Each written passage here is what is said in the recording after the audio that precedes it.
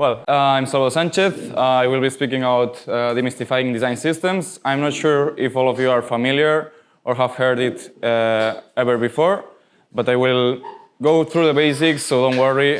This will be very introductory, and I hope you like it. Okay, now. So, who am I? Salvador Sánchez. I'm a front-end developer. I worked at King, mostly known for Candy Crush. Don't worry, I don't touch the game. I just do inside stuff. So for operators, for all the people that are behind the games. About me, of course, I love design systems. Something that I discovered along the way. I started as a designer myself. Then I went to web design. I discovered coding, programming, and I got hooked on it. And in the end, the worlds collide. So design systems is a place where coders and designers and all of the people involved in product can coexist. I also play water polo as a goalkeeper. It's one of my other passions. And I'm also a tea person. I think tea is far superior than coffee. So, well, we can speak about that another day. If you want to know a little bit about my side projects, here are 3 of them. So, for example, kinipolo.com, it's a project for the water polo community, for people to engage in all the matches. You can guess the results, compete a little with your friends to see who will guess the most. I also have a blog/portfolio. It's under salvasc.dev, so you can visit it anytime. There's not much content because, as all would like, I would be posting things every day, but life is life. So once a month, maybe once every 3 months, there's new things about my life. And I also made an extension for disabling other extensions in specific websites, because as a front-end developer, for example, if you have a password manager and you're on your local host, you don't want to share anything there. Just get out of my way. And it's also available for anyone to use. And now, before we start, I would like to say thank you to all the sponsors, to Manfred, Audience, Next Digital, Voxel, all the Ponya sponsors, and of course, the Software Crafters team. Without them, organizing all of this would be impossible. So, please, small round of applause. And before we begin, there's a Q&A after. It will be really small if we have some time. You can either scan this QR code or go to slido.com with the code, number code there. I will review later, or we can simply just raise hands and make it more interactive. So, what is a design system? A design system is a pattern library that serves a single source of truth, blah, blah, blah, blah, blah. Don't worry, this is not this kind of talk. It will be really light. It will be going over the basics, knowing a little bit of the hard principles, trying to touch how to implement it, just very, very light. So now, let's just start for real. A design system is a pattern library that serves as a single source of truth for design and code related components. So it helps to set the principles of what you will build, how you will work, and everything that is involving your brand's digital ecosystem. Basically, it's an utopia. It's something that everyone wants in their projects, but I think it's something that everyone should strive for. So, I like this quote. I couldn't find who said it because it was in one of the episodes of a podcast I heard, but I couldn't find it. But it was on my notes. And it's not just a library of buttons, but a language of care. So what we will cover a little bit. Why design systems matter and who they serve. That will be you included, don't worry. How they help you scale quality, not just UI. What it means to build for everyone, not just the 99%. How to get your team unexcited, because by this part of the talk, you will want to do a design system for your company.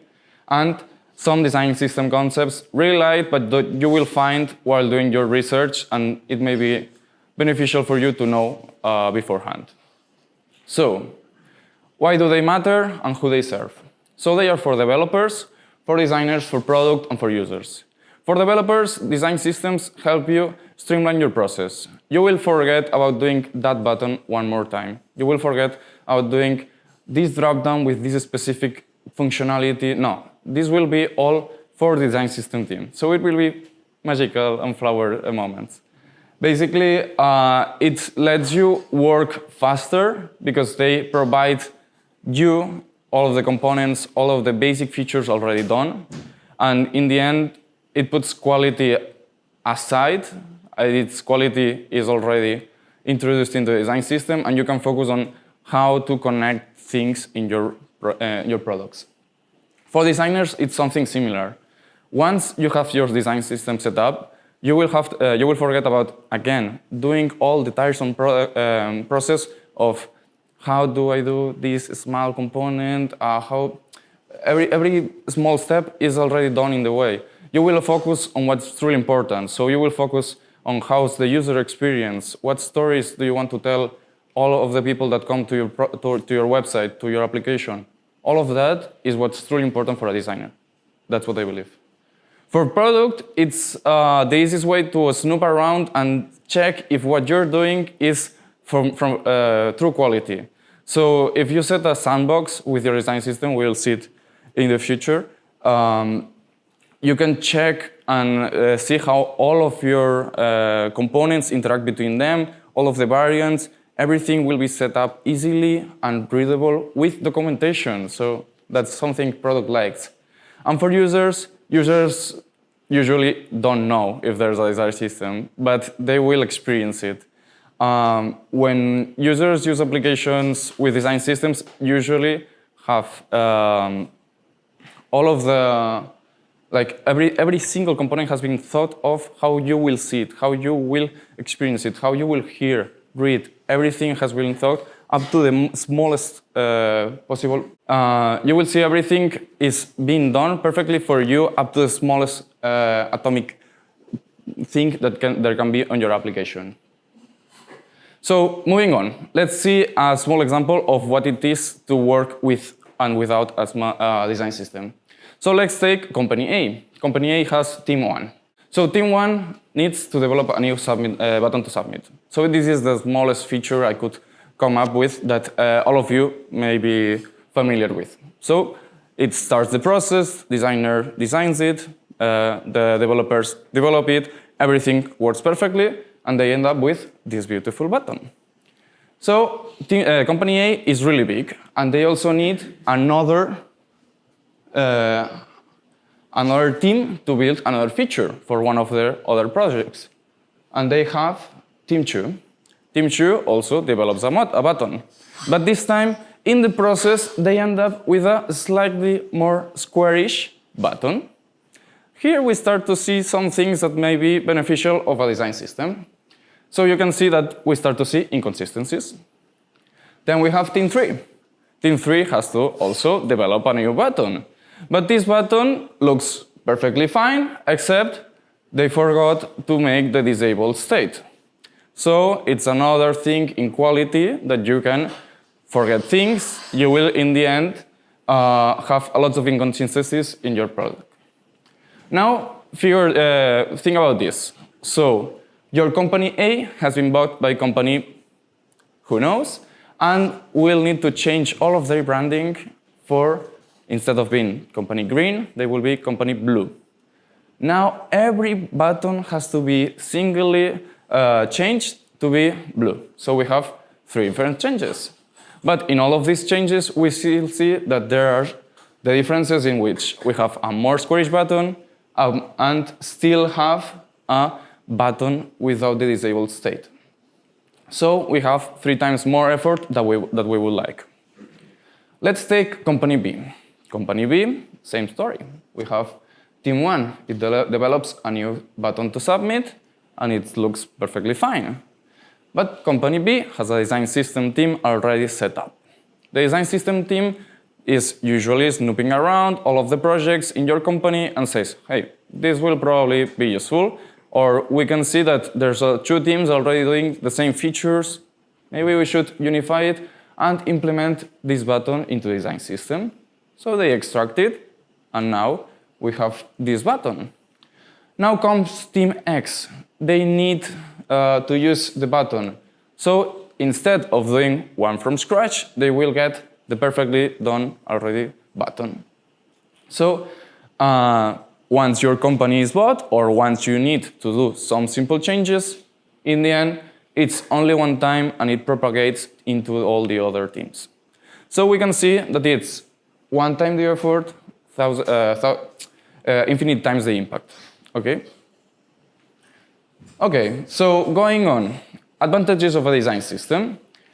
We can see it offers better quality, better reusability, better reliability, since you only have to maintain one place of the code. Better accessibility and better inclusivity, because this, we will see, they are built into the design system. So in the end, it's better, but it comes with some setbacks. So yeah, setting a design system sounds interesting, but most companies don't do it because it requires a lot of effort beforehand. So you can see, without a design system, you will start really fast, you will ship really fast, but all of your changes will start piling up in your spaghetti code, and you will require a lot of effort in the long run to make anything new for your project. But instead, with a design system, you will push all of this effort at the start, but in the end, there will be no waves. You will be chilling and developing without any problem. So this is a graph made by one of my colleagues at King, smiling, so thanks a lot. And now we know why they are useful, who they are for, how do they also scale quality. So design systems make quality inevitable. In the end, design systems usually work with really small pieces of what your application will be. And they have all of the thinking made into that. When you're trying to develop a new feature for your, for example, you are selling roses as a florist, and you want to ship roses to another country, so you need them set up all of your website. It's not the same to think to such a big scale problem than instead think of how will this button be used, this drop-down, it needs to be accessible. We need to think of people that are using, for example, the impaired hearing, so it has to have greater accessibility for all of this. So instead of thinking of the big problems, we think small, and then the big problems will be much more smooth for everyone. So in the end, design systems embed rules, patterns, and constraints to the smallest level of UI creation. This is something called atomization.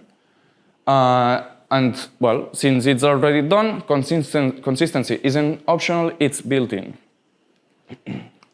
Sorry. Now, a small intermission, because I thought I would need to bring some tea. And if you want to scan the Slido and think of some questions for the future, you can. And if not, just wait.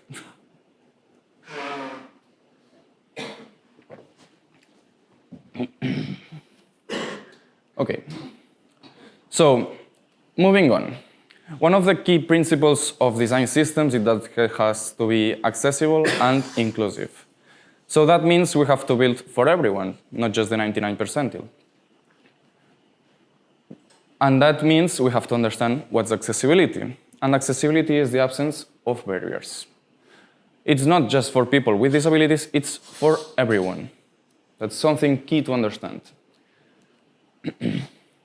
We can think of accessibility for everyone in things you can find in your day-to-day life. For example, many of you, for example, may be parents, and you have not thought that your application should be able to use it with only one hand. You may be holding your child.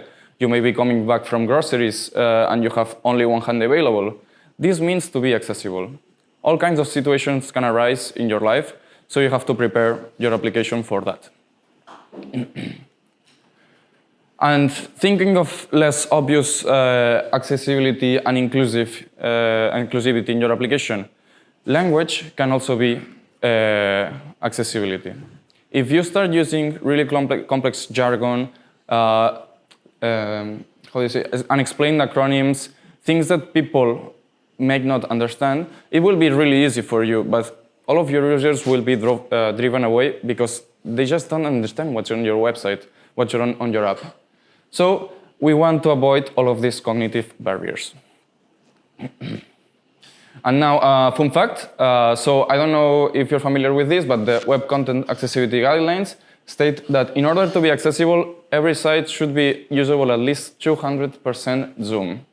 And there's some people that, accessibility affiliates, that say that 200% is the minimum. So keep in mind when developing, just press the zoom and see how your application looks. But usually, even my applications, my side projects, they look awful. It's impossible to do everything. But keep it in mind. So if you want to check some resources to be building for everyone, I really suggest the Ally project. It's a community that has a lot of resources for accessibility. Don't worry, all of this will be available in the end. I will share the slides and everything. And you can also check the European Accessibility Act. It's a set of rules and standards that Europe is trying to, not enforce, but to promote for all the websites and projects and products, because the internet is being little uncontrollable, but we have to make it better for everyone. Some standards, for example, it's just something that you may not think. The contrast between colors. Some text may be hard to read. I don't know if you catched it, but there was a small phrase in gray in one of the slides that was not accessible enough. But well, things like that you can read it and you can check what to improve. Now, let's play a simple game.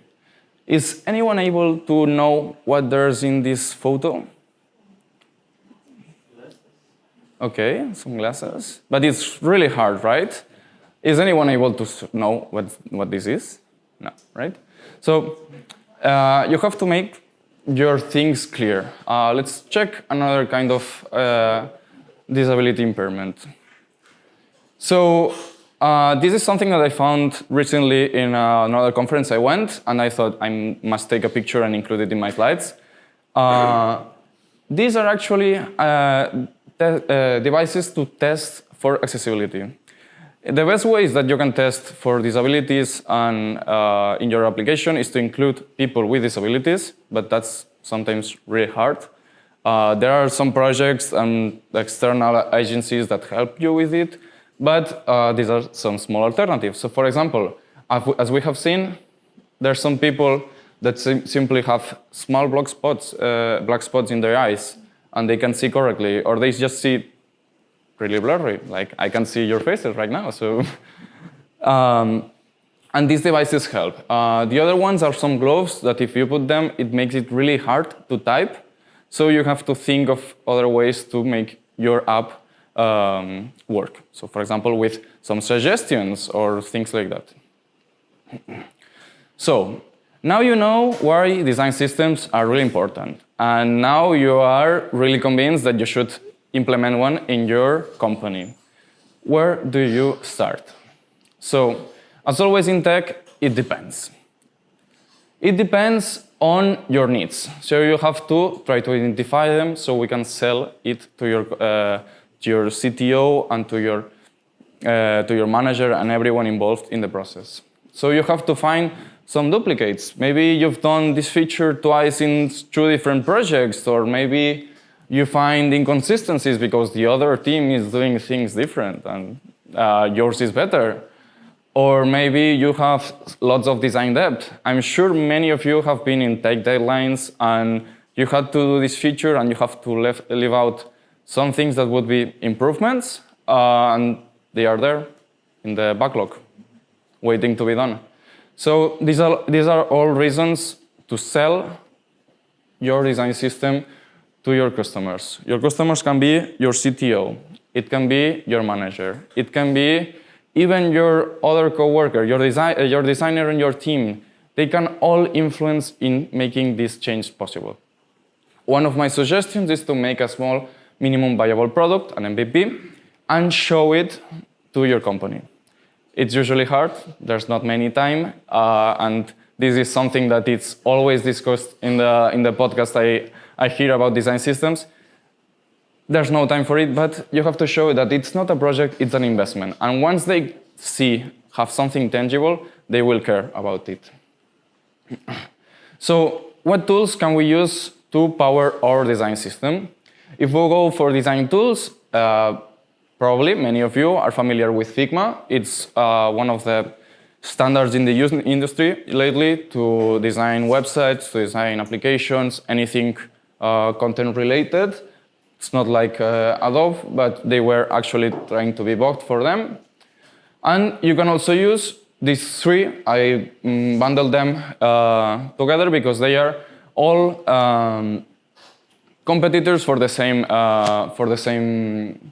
customers. They are applications to manage your design and your documentation together. So that's really important. For example, you can go without this, you can have your Google Docs, you can have whatever, it doesn't matter, but the three of them offer a niche that may be useful for you. I think Knapsack has a comparison chart between all of them. They will, of course, be trying to sell themselves, but you can check it on their website. And now, if we move from design tools to development tools, we can also check Storybook. Has anyone heard of Storybook here? Yes, I see some small nods here. So Storybook is your sandbox. It's the perfect tool for a design system. It offers you ways with all of your projects, from React, Vue, Angular, React Native. You can go to phones, to Svelte, to web components, anything to create your components and your sandbox for your components library. You can check how they interact between one another. And we will see some examples later about some big companies using Storybook to showcase and making it available for everyone. You can also use Style Dictionary. Style Dictionary, it's another example of tool that can help you manage your design tokens, which we will see what they are right now, to get all of this sorted out. So you have many variables in your design system. A Style Dictionary can help. But all of these are examples. You can use your trump card, your joker. You can use whatever you want to set up your design system. Don't worry, this is not a tutorial. This is just an example to help you put one fit in.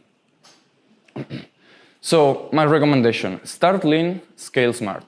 Start with 2 or 3, with some shared colors and spacing token sets. So you can start with some tokens. You can start with 2 or 3 high value components. Something small, something that is tangible and that you can use. You can also make some documentation. They love this. You will be selling it like candy. So if you follow kind of this approach, it will be much easier to set foot and have some good pillars for your design system in your company. So now you know where to start, you know you want it. How do you get your team excited and involved? Well, getting the team involved is really important because involvement drives adoption. Adoption makes the design system progress and flourish, and it makes it better. So the more people contribute, the stronger the system becomes. In the end, if you involve them early, you, for example, can get help to choose and vote a name. You can celebrate publicly every time you make a release. You can make early access tests and involve people in the office. You can even make some innovation days and, hey, come on, I organized these 3 hours, there are some donuts here, I will bring coffee. Let's just brainstorm a little bit, let's see what we can put in the design system. And this way, people will get attached with the design system and they will try to sell it for you too. You can also do live demos. You can have that famous sandbox environment, so you can check out how everything is working. And as I said, innovation sessions. in the end, transparency builds trust. So the more you show what you're doing, how you're spending your time, the more people will be able to understand what's your mission. Remember to always be open to feedback, be open to ideas, and be open to changes. Design systems aren't set in stone. They are a living thing. So they start, they may face many hardships, but in the end, they grow and they change with time, just like us. Now, moving on from design systems soft skills to things that are important to know, we can also check some design systems concepts that are key. As I said, design tokens, and don't worry, I made it as legible as I could so everyone could understand. So take your company. Now we are company blue, and we know that we have two main colors, color primary and color secondary. And we know that we might have another new company, so we just extracted all of our colors from our design system and we put it into a file. And now we know that instead of saying, hey, this will be blue, this will be with the color primary. You extract all of this, and you know that design tokens in the end are a tech-agnostic way to store your variables for colors, for spacings, for all of the things. For font size, for border radius, anything related to styling can be abstracted into variables, just like code. So take, as I said, a small example. We are company blue now, and we have project A and project B. Both of them share the same color, so it shouldn't be necessary to have some design tokens extracted, but we also have now project C and project D.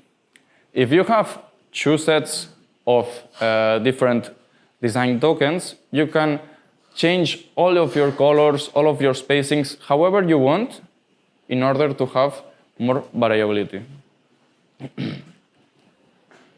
So the good thing is that it's really, really easy to change around.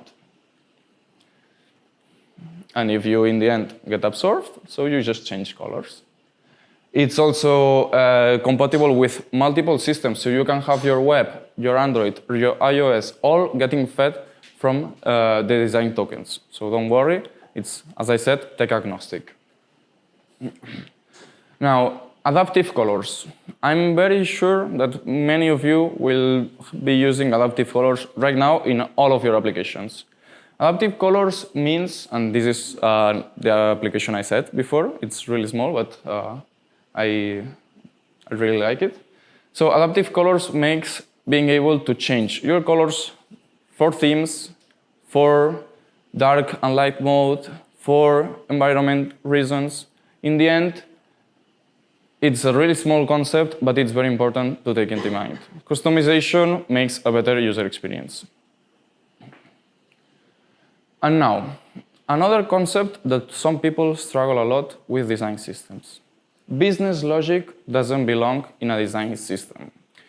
Take, for example, we have this submit button that we've been using all around our applications.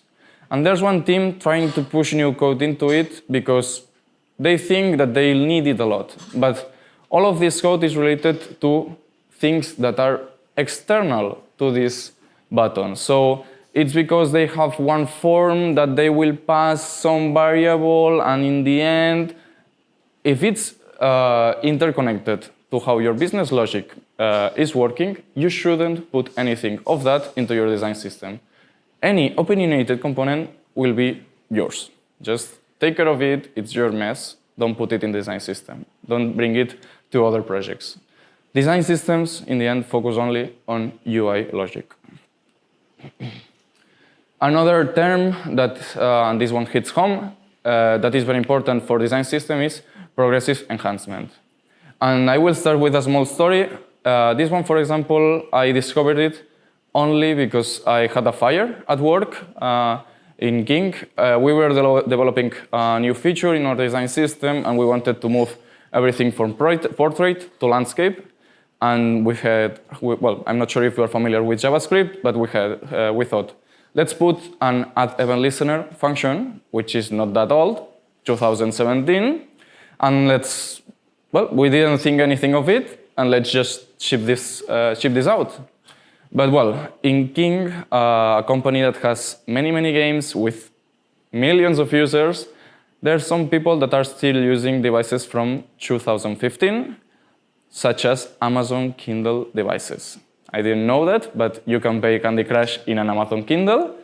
And when testing, we realized it's breaking the application. And we thought, okay, what can it be?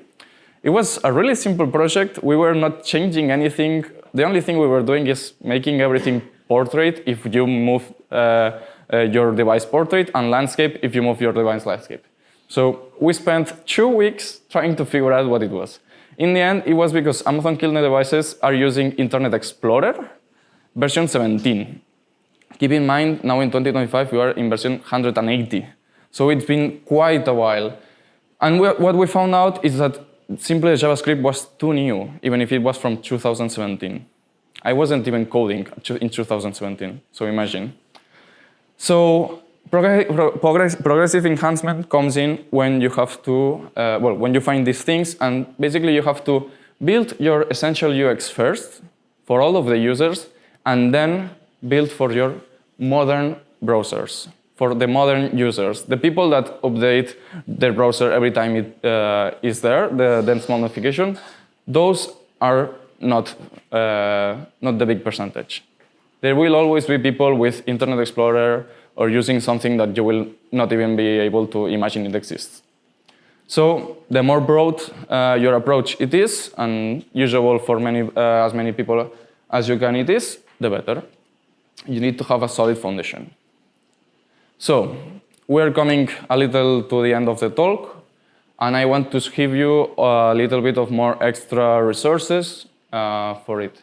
So most of the things you heard in this talk come from the Design Systems podcast. It's a podcast with 200-ish episodes, 30 minutes each. Don't worry, I'm not mad. I'm only at episode 30 or so. There's also Design System Collective. It's a group of people that try to curate a little bit all the articles that are around the internet about design systems, and trust me, there are a lot. If you like design systems, usually you are really passionate about them and you speak about them every chance you can.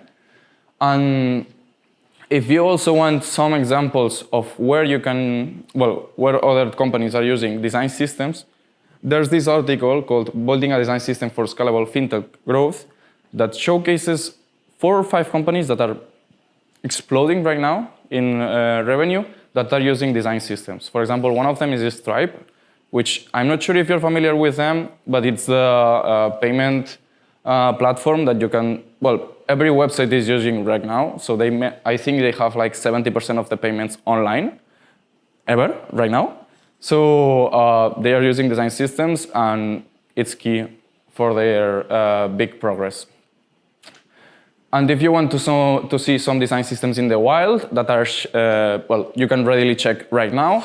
You have Material Design. It's the most basic one that everyone knows. It's from Google.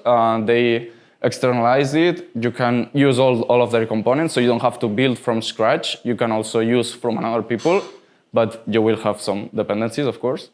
You have also Undesign. It's the second biggest design system. For example, we use it at King for some other projects instead of for ours.